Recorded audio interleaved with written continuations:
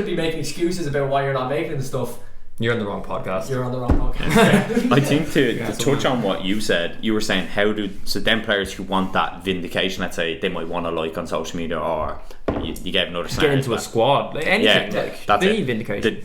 The issue with looking for them small wins is you can't control them. I think that's the big issue. Like, you can't control what people think of the goal you scored. Like, again, someone can always pull a negative out on it. So another way to build self-belief, obviously, would be trying to get small wins that are controllable, which is so important. That's fantastic. Yeah, like that is like we talked in our virtual program. I done a talk on something that's called a match script, and again, it's in this book. I basically kind of refined it and tailored it just to the group we had.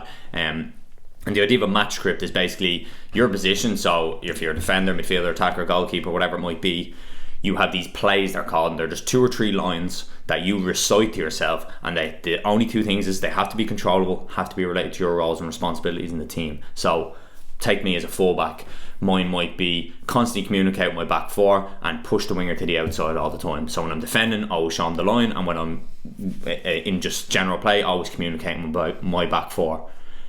I can always control them, and if I go out and do that for the first 20 minutes, I'm in a good game. I've played myself into that game, and it's so important, the controllables, because I can control them small wins. Next week I can add something else I want to add in. Now again, it's suggested you wouldn't have like 10 plays, you kind of 3 to 4 be like max, but with that's something controllable, simple. If you implement that, you can keep that in your game for 10 years, you're going to be a better player, because you're going to have this bedrock of, if I keep reciting these things to myself and do them as my baseline, I'll always be a 7 out of 10. And there's careers for 7 out of 10 players. Like, it's there's not many Ronaldos out there. That's what I mean. There's more Glenn Whelans than there are Ronaldos, and that's not a pop Nobles. Mark Nobles, yeah.